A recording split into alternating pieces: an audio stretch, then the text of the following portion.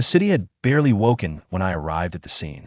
Shuttered shops lined those passages, watched by flickering lamps, while rain-painted silence ruled. The body lay at the mouth of a deserted alley, slumped against a wall streaked with posters peeling from the damp. A man this time, mid-30s, well-dressed, the kind of face you might pass 100 times in a crowd and never remember. But here, in death, he demanded to be remembered.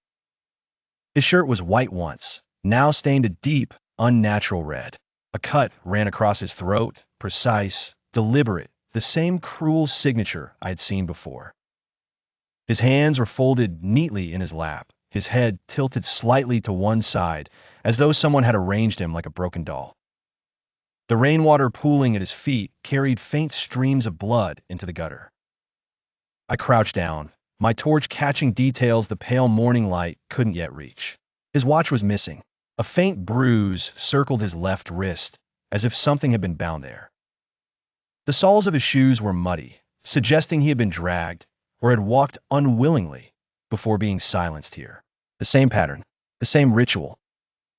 "Inspector," a constable's voice trembled behind me. It's just like the others." I didn't answer. My chest was tight, my jaw locked. He was right, of course. The arrangement, the precision, the calmness and the violence. It all pointed to the same hand, the same shadow that had already stolen 2 lives. 3 victims, 3 signatures, 3 nights of silence broken by the same scream. I was always too late to stop. I stepped back, forcing myself to breathe, forcing myself to think. The crowd at the barricades buzzed with whispers, fear spreading like smoke. Somewhere in that faceless sea, the killer could have been watching, savoring the spectacle. When the body was taken away, I remained a moment longer in the alley. The walls pressed in close, damp with moisture, smelling of decay. It felt less like a crime scene and more like a message.